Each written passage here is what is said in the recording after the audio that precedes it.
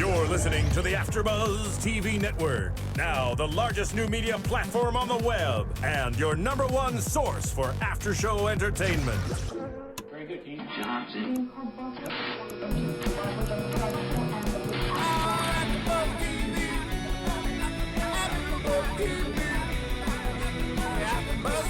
The AfterBuzz Studios in Los Angeles, California, presented by Maria Menounos and Bing.com, and streaming live thanks to Akamai Technologies. This is AfterBuzz TV's Rizzoli Isles After Show. We'll break down tonight's episode and get you all the latest news and gossip.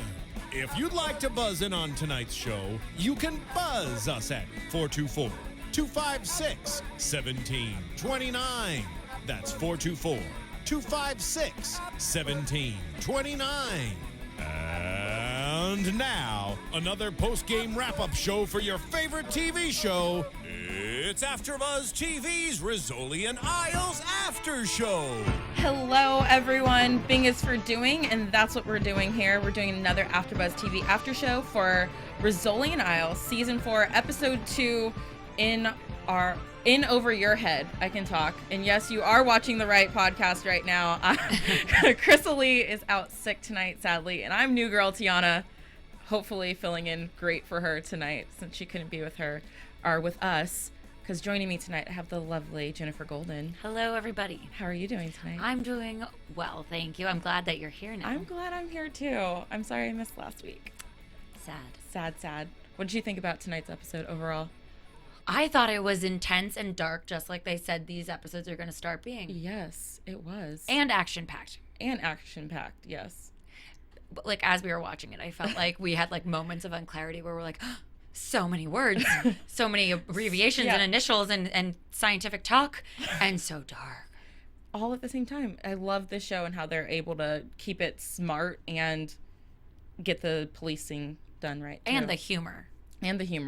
Gotta love Frost and Corset. They're so funny, like the references to them being kids. And granted, I think, everyone's a little bit of a kid and you just grow up and you're just an older kid. Yeah. Like, when are you really an adult? And those two are basically like brothers. They are. I imagine them as my brothers who are constantly bickering and going back and forth over, the stupidest things. Right. Well, they're all pretty tight. They almost seem like a family. Like last season, we had discussed sort of like how they're a family. Then there's the actual Rizzoli family, and now there's Maura's family. There's a lot of families happening here. Yeah. So it's interesting to see their dynamic, and always so much fun. You kind of want to work with them, even if you don't like their line of work, you love them. Yes, so. Exactly.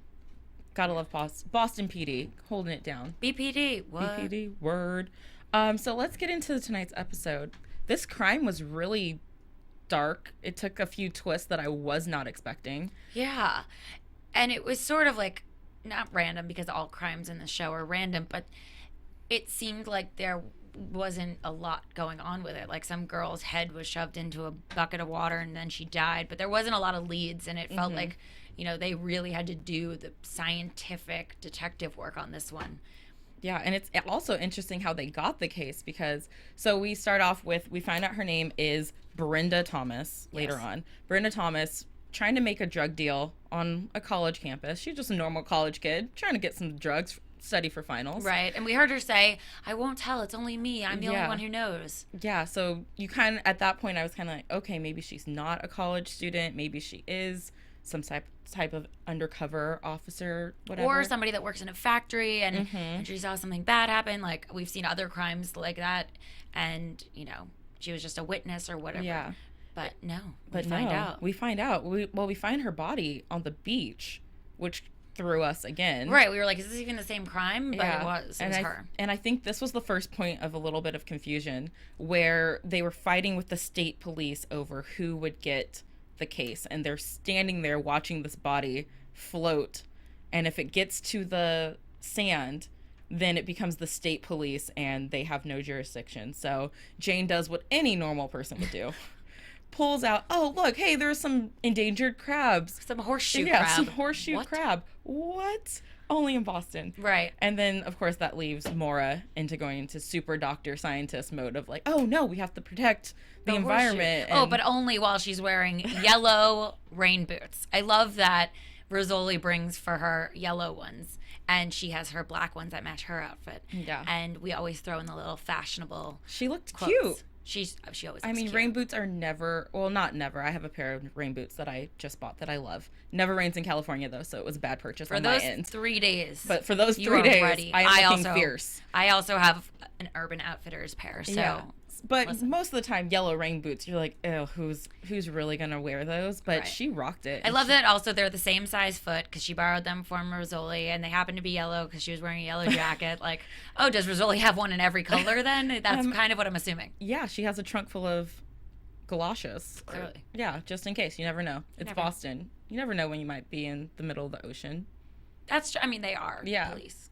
So you have to have every color just in case. Right. So we meet this Bob Thatcher, who they seem to know, but we didn't really get much information. hate him. Yeah, they hate him because he's a state police person, and Right. we And don't get along with them. We don't get along with him in particular, which is something I didn't even think about because he was state police. But usually, Chrisley and I always discuss how I do my own detective work while watching the show. Mm-hmm. And I'm always like, it's the first person we meet.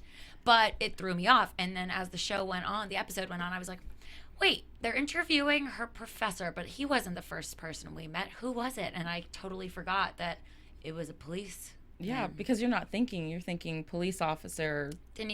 I thought they were sort of doing that to set up more like information about how they get assigned cases versus like the state police or whatever. And it's Yeah. more like a tactic to show that That's what I thought too. aspect. Yeah, versus, oh, he's going to be the criminal. Yeah, exactly. I thought it was a new way for us to kind of show how Jane will do anything to get her cases that she Right. wants. You know, it's a fun way for her to steal a case out from the state troopers. Right. So it turns out that this girl was a student. She was investigating the drug ring on her campus. She had been, her brother had OD'd from drugs. So her sorority sister's like, look, she did not do drugs. She was not that kind of person. She didn't even drink, which I thought was a good thing. I know that Frost kind of doubted that a little bit. It felt like when him and Corsac were in the room, they were kind of like, yeah, well, she told you guys she doesn't drink, but Right, they were she's a like- sorority girl. And They were like, help us, help your friend, you know, because people always have like a secret to their life in some way, you know, whether it's you love, you know, Harry Potter or you like, I don't know what your secret would Yeah. be, but like they thought maybe she secretly did drugs or secretly sold drugs or. And speaking of secrets, they never brought up the fact, because in the very beginning of the episode, she was texting someone and they were saying like, hey, are you coming home? And it was something that was in the text, and her response said, no, I told you I have to study tonight. And they never picked up, like, usually that's one of the first things they do is like, oh, who was she texting, Right. to find out it's the last person in contact, and that never came up. No, and what's weird about that too, actually, I love that you just pulled this out because Yeah. it must have been her roommates and stuff Mm-hmm. because they said later that it wasn't weird for her not to come home because she's usually like sleeping in the library and studying all night, and she's been known to fall asleep there, and so it's not so weird that she didn't come home. But they didn't say they knew for sure she was studying. They didn't say they talked to her. They didn't say anything other than they didn't worry because they figured she was studying. But they didn't Yes. say, I don't know. I feel like the phone would have been more connected because they also mentioned the cloud and they got very technological. But Yeah. Technological. I like that word, by the way. thanks. That's It's new. I invented it. It's my new word. I mean, I'm not calling you out. I invent words all the time. That was just an awesome use of the word. Thanks. I knew exactly what you were talking about. Yeah. Dictionary. Dictionary time. Yeah, so it's very interesting that they brought it up, because what this show usually does is they don't bring something up unless it's going to play a factor later. So it's kind of interesting to see how in every case, Frost is always on someone's cell phone, Right. cracking down the stuff. So I just thought it was interesting that Yeah. never really circled back to that like they usually do. I like that you picked that one out because I totally forgot about that. Point me. Point you. So turns out she was doing an investigative report. Turns out she had actually met with Martinez, who is the new lieutenant in town. Yeah. And Jane actually found his card when she cracked open her teddy bear. Yeah. That's great detective work. It is. I mean, I would. Did she feel it? I in think there? that she was squeezing it or something, Oh, okay. as you do with plush toys. And although it was just paper, she seemed to find it, and she opened it up very easily and found that card, which on the back had the safe word cricket, which, you know, we'll talk about him and his stuff later. But she figured that out, tied it to Martinez. I was afraid that it was going to be Martinez who was the not the mole, but the person criminal from the police. But like when they were sort of like getting him to go with them, I figured it was maybe like to trick him into the vehicle and then they would arrest him or something. And I was just like on pins and needles. But no, it was because he was in contact with her to do an interview about her assignment, right? And the drugs being sold on her campus. And he's like, I had one meeting with her. She did one thing for us, and that was it. So it sounds like she kind of was taking things into her own hands for her paper, because I mean, this girl was going to be a great investigative reporter because she was on it. She just you have to do things in a safe manner, though. Yeah, you can't be going in by yourself, girl. No, that's not safe. No, didn't your mama tell you don't go to at nighttime?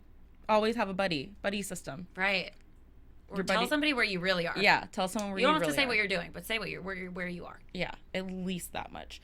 So they put together that there's the oil that ruined Maura's shoes was also found at the crime scene, or where they found the body. Right. So they matched the two and found out that it was a state trooper's car. So then they put together that it was Bob Thatcher, who is this... Oh, Bob.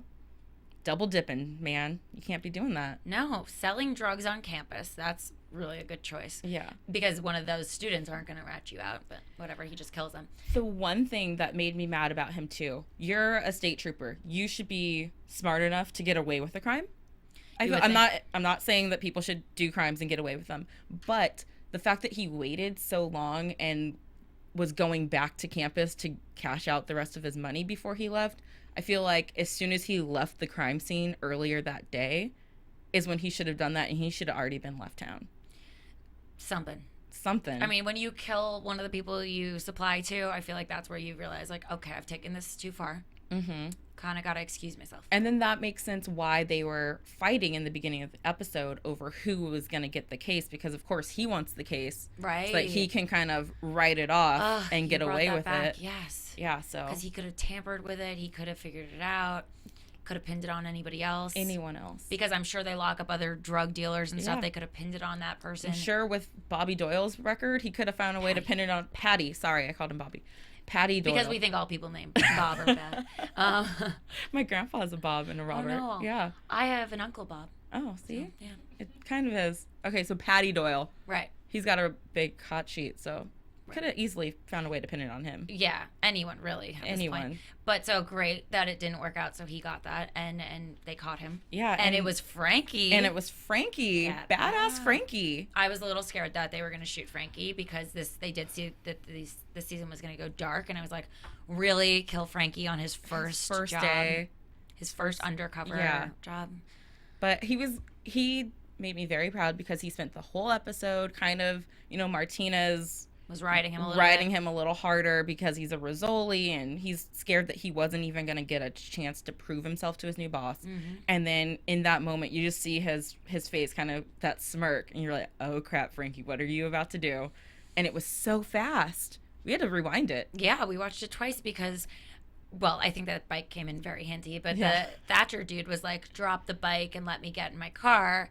So Frankie did like one of like those like elbows and elbow hook shot, like something, and then got the gun out of his hand, dropped the bike on him, so it trapped him and he couldn't get away. That was just so smart, Frankie. One fluid motion, and in that moment, Frankie definitely proved himself that he's going to be able to handle himself very well as a detective. I'm glad, because if anything happened to him, I would have been really sad.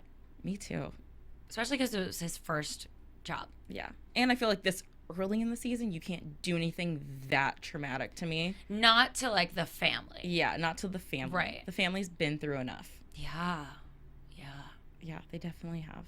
And speaking of enough, if you can't get enough of us, guys, make sure you go on to iTunes and download our podcast. Type in AfterBuzz TV, Rizzoli Isles After Show.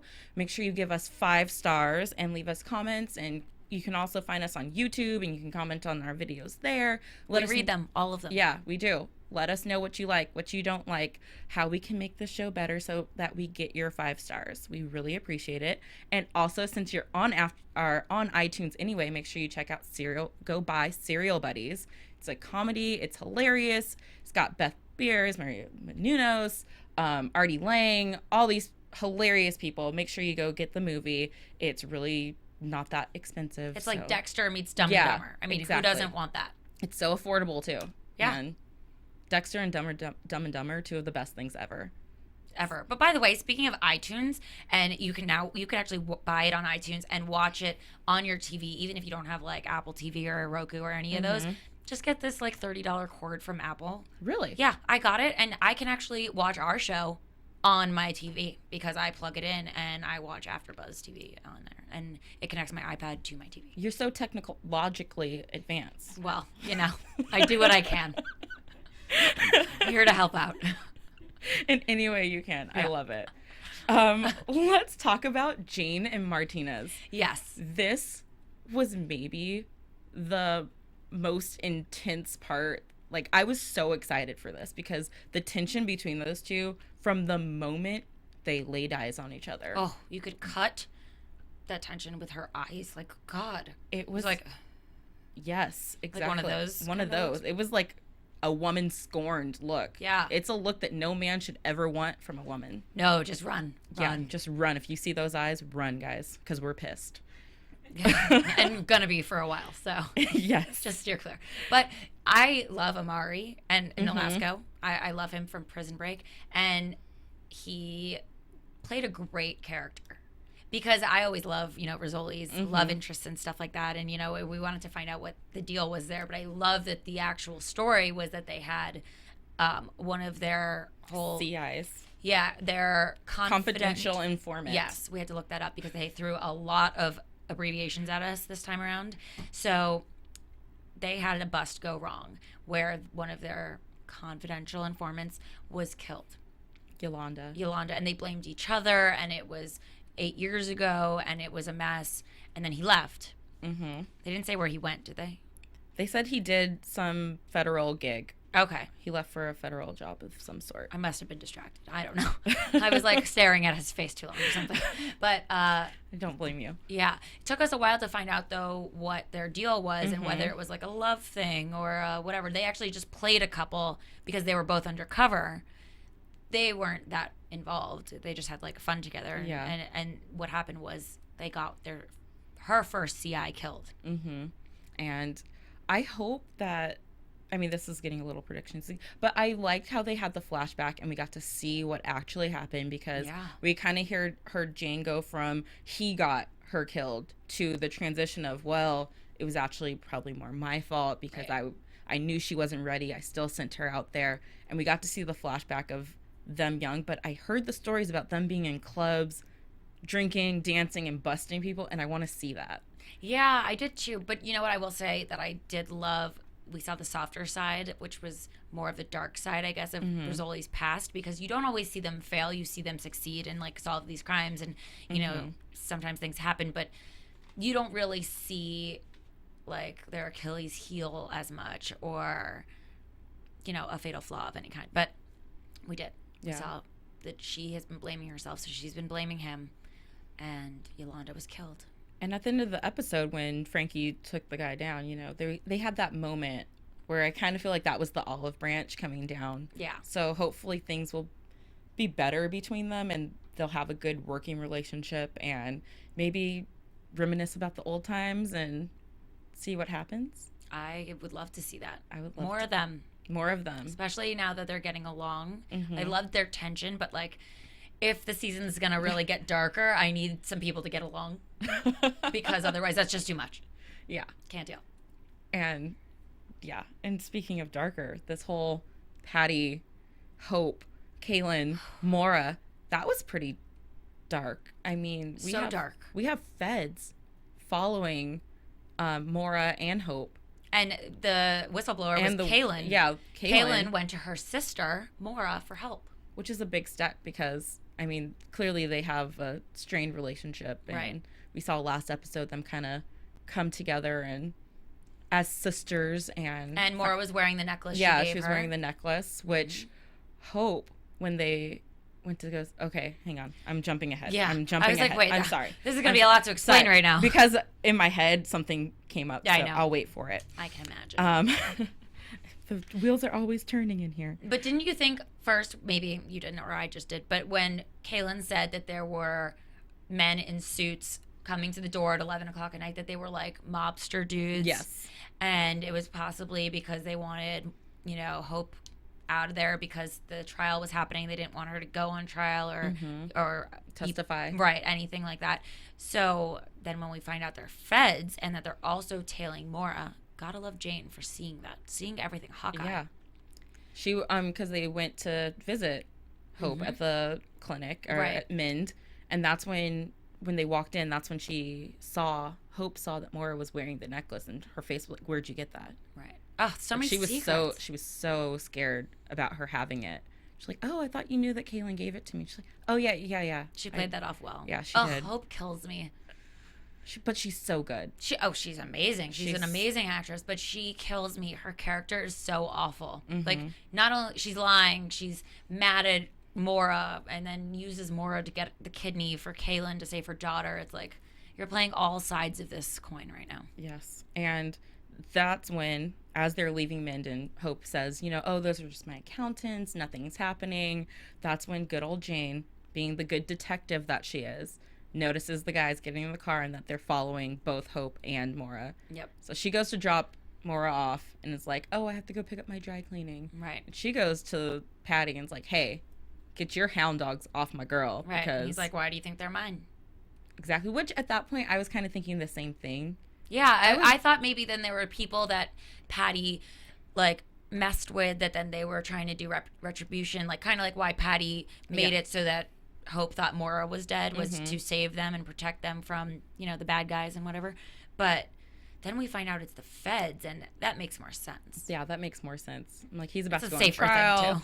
I mean, of course you want to look into his baby mama and his daughter. Right. Even though his daughter didn't know, and neither did the baby's mom know that she had a daughter, Right. Feds don't care about the details. They just want to go. And they're way ahead of everybody else. So when other people think there are secrets, they're like, "Oh no, we know who you are." "Oh no, we know who you are." So the feds came back and they get a phone call, Maura gets a text from Cailin saying that the feds just left her house. So now, things are really getting heated at this point. Yeah. So Hope now has to explain what the heck is going on. Yeah. And well, Maura also figured it out and like did some detective work of her own and went and broke into the files, which forgot about that. Kind of broken. She definitely picked the lock. Yeah, which admirable. She doesn't often break the law, but No. good for her. I mean, I don't know if that's breaking the law for her, but Well, I think she snuck into an evidence room in the police station. right, and she's not supposed to be doing Yeah. it because she's scientific and not that. All right. Yeah. I'm not going to get specific here because She had her hunch and she went with it, even though Jane was like, "Hey, girl, No your hunching hunches, for you." no hunching for you." I love that line. That was a great line. But so we see her, put some pieces together, and she's like, "This happened on this year. This happened when they met Sarajevo Bridge." I mean, that was just genius how that all tied together because Patty was a fugitive at the time, and Hope was doing humanitarian work near a secret tunnel that they then named the Bridge of Hope, which is what you were going to mention about. Yes, the necklace coming back into play because the bridge wasn't built until 93. Right. But Cailin had said that the necklace was given to Hope on her 18th birthday in like the 70s. So that story was not accurate at all. I don't know how they put these things together so quickly. There's a lot of details and dates and history and I wonder what the actual time frame is for how long it takes them to like put all of that together.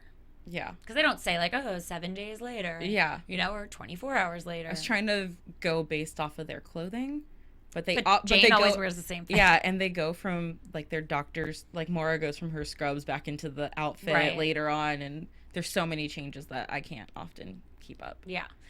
I need like a Law and Order like day and time and location yeah. of like dun dun dun. Here's where we are. That would be helpful. Yeah, Just totally. throwing it out there, guys. I mean, So then we see that Hope and Maura and Jane go and talk to Patty. yes. Well, first they confront Hope because they're like, listen, we're on to you. We know that Patty was the anonymous donor who funneled money into Mend, $2.5 million. Yeah, 2.5. To start Mend, and obviously she took the money. Mm-hmm. So that's laundering, and it's bloody money and all that. And she started Mend. Yes. In the same year that all this other that stuff all happened. this other stuff happened. Genius. So this conversation with Patty, the first time when Jane went to see Patty, I forgot to mention this, he is very protective of his daughter. He's like, who did you get a good look at them? Like, who is it? Like, he was about to send his boys out there to take care of it. Now we fast forward to this meeting, and he goes from like, I'm ready to kill for you guys, to, hey, we need you to plead guilty to make this all go away so that your family is protected. And he says, I'm not sure if this is a direct quote, but it was something along the lines of, I would kill for either one of you, but I would never plead guilty. Yeah, which clearly shows you that he has no value of other people's lives, because some person on the street he'd kill if they were about to harm Maura or Hope, but he wouldn't do anything to affect himself. Yeah, he's not going to take one for the team, right, and go down for a lot of things that he has done, wrong things in his past. He's not willing to do that to save his family. Crazy. And the fact that they saved him. Yeah, they saved him. And he lied to Hope. This was the first time she really confronted him about, you told me our daughter was dead. To be honest, I would have liked them to spend a little more time with that, because that was like a huge ordeal last season, and like Maura, figured out all and even this stuff. She figured out all that stuff, and Hope had no idea she was even alive. Yeah, and Hope coming back to the grave site every year on Maura's birthday. At that point, I think it was Jane who questioned, maybe she knew that you weren't really dead and that's why she was coming back, or maybe be photographed by the grave or whatever. Like she was mourning, maybe it's a staged thing, maybe they were secretly exchanging notes or something through the grave site. They knew that they had been talking. Yeah. So I really wish they had spent a lot more time on that too, because maybe they will, though. They have to, because, well, at least we know that Maura now knows for sure that her mother thought she was dead. Right. And that is why, it was so hard for her to believe in everything. Right. I mean, we wanted them to tie this up last season, and we were like, where did they go? I don't understand how, you bring them up and then you get rid of them for 11 episodes. You bring them up again, there's a kidney transplant, and then now they're gone again. But they're back. They're back. And they said it's going to go dark, so I can only imagine where the storyline's going to go, because they did not wrap this one up tonight. No, they didn't. They left it open-ended. And Patty he's got to go on trial still, so. Oh, yeah. I guess we'll see what happens with that. And the feds are still after them. The feds are still after them because he's not going to plead guilty. This guy. So selfish. So selfish. Meanwhile, so is Hope, so the two of them together, not so great. It's surprising that they have such a great kid. The two of them together. She was raised by others, which is great. We could go into the whole nature versus nurture thing, but we ain't got time for that. No. Let's just say she was nurtured well. She was very well. Yeah. So let's move on to some news and gossip. AfterBuzz TV News. So there is some news about the show and Rizzoli's favorite topic, that Rizzoli Isles might actually be lesbians. Let's be honest, right? Right, exactly. That their relationship is a little bit questionable. So it's sad that Rizzoli actually is out tonight for this conversation. But there was an article posted on BuzzFeed.com that Rizzoli Isles is the gayest non-gay show on television. It is. I love it. And, we kind of touch on it every so often. We're like, they teeter that line, really closely, especially for the fact that they take away their love interests every time one comes into the story, and they put them right back together as, they're each other's person. So, this week's TV guide, it says that the stars basically are admitting what we always question. We're like, is this a coincidence? Do you know what you're doing? Well, they know what they're doing. So the direct quote is, from the beginning, that lively chemistry, along with the fact that the characters can't maintain steady relationships, which we pointed out, has some fans wondering whether there was more between Rizzoli Isles than just dusting off other people's fingerprints. Alexander just smiles when she hears this, Sasha. There's nothing gay about them, she says. What's gay? That Jane has a raspy voice? Still, Harmon admits that they do play up the tension sometimes. A poster for the new season actually features the women stretched out together with a picnic basket. And, you know, the ladies say, sometimes we'll do a take just for that demo. I'll brush by Maura's blouse or maybe linger for a moment longer. As long as we're not being accused of being homophobic, which is not in any way true and completely infuriating, I'm okay with it. So basically they're saying, you know what, you can think what you want to think. Our demographic loves it, and it doesn't hurt anybody by, like, hinting at anything. Yeah. Because they're not saying one thing or the other or against anything at all. The title of this spread actually is called Girlfriends Forever. Completely subtle. And writer Janet Tomorrow says, the lesbian theory endlessly amuses me, and it amuses the cast. Rizzoli Isles have been heterosexual from the first episode, though there is no way I would want to interfere with my viewers' fantasy lives.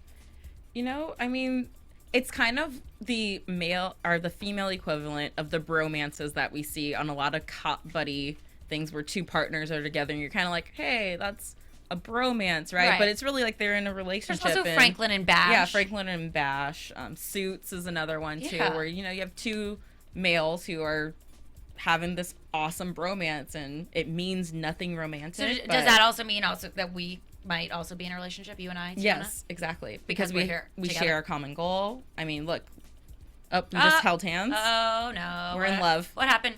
Don't know. I don't know. It's on Facebook. I don't know. In a relationship. So in other news, we could talk about that one all day. You know, we know Amari Nolasco is on the show tonight, and he played sort of the love interest, sort of like a hated interest, I guess. Ex-partner. And actually, we have a quote about Sasha Alexander says that, well, she's actually the reason, sorry, all over the place right now. She is the one who put Amari up for this gig because she worked with him way back when they were on Wasteland. Oh. Yeah, so that's quite interesting. Yeah. So, you know, when you say, like, oh, my friend's on that show, maybe they could hook me up. Maybe they can. They'll hook you up. Who knew? It could actually work out, and they have some pull. As for Angie on Nolasco, she always feels like it's very intimidating meeting. Amari says that it's intimidating meeting the stars of a series for the first time, like when you're playing like a guest starring role or recurring. Because, you know, they've been going on for 4 seasons. These are like the main bread and butter of the show. And he says that she's so beautiful, Angie. Of course she is. She is, because he didn't know her, but he knew Sasha already. And that from the get-go, she was like, hi, I'm Angie. Welcome to the show. And then she gave him a big hug. And he says she's the leader on the set. She made it so easy. She broke everyone into, you know, like getting him involved and stuff and was like, welcome to the team. So that was nice. He also talks a little bit in this article, actually, that I found on the New York Post, if you want to check it out. He talks a little bit about Latinos on television and now, you know, how there's a lot more and there's growing recognition of their buying power as the country's largest minority. And, you know, we're not just playing the characters who get killed off in the first scenes. Now we're playing the good guys. Yeah, he's playing a lieutenant. That's pretty huge. Usually, you know, they're the gangster, the drug dealer. I mean, black people have gone through the same thing too. So it's great to see someone like in a lieutenant role where, you know, you're a boss, you're a legit character in the show. So that's really great. Yeah, I agree. So that is all for news and gossip. All right, let's predict some stuff. Okay. And now, your AfterBuzz TV predictions. Do you want to start? No. Okay. I'll go for it. Do it. So I want to go back to the Martinez Rizzoli partnership. Okay. Because as far as I can remember, and correct me if I'm wrong, the only other ex-partner we've really heard Rizzoli talk about is Corsac. When they were partners before she came back and then, you know, she stayed with Frost. True. And so I want to know what their partnership was like because we've seen her with Frost now. We've seen glimpses of her with Corsac, but we never heard about anyone else. Right. So, you know, she was young and new as a detective in an undercover drug unit. I think that's going to be something that we could really dive into and really get to know Jane a little bit more. I think that's interesting, and I'm going to also piggyback on this prediction, and I might raise you. Okay. Bet. I don't know, whatever that phrase is. I don't play poker. Neither do I, clearly. I messed that one up, but I will see your prediction, and I will raise you one more prediction. There we go. To do with Amari's character, Martinez. I had predicted last week that something is going to go awry with Jane's relationship with Casey because they brought him in and they send him off for 4 months. And you know, he basically said for the first time, wait for me. But I said last week that I think something will happen where somebody else comes into the picture and then she doesn't necessarily wait for Casey because that would just be too perfect, and then she'd have a relationship that's normal, and, you know, that doesn't happen on the show because we need Jane and Maura to be together. So I think maybe some lines will be crossed with Martinez, and you know, they said he's not married.